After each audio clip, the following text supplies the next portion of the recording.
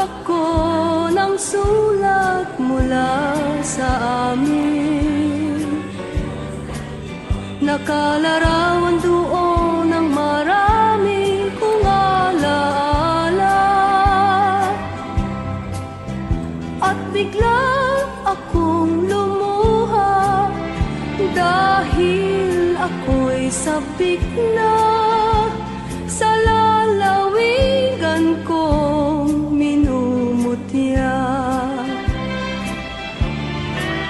Naghihintay pa rin ang irong ko dun sa amin.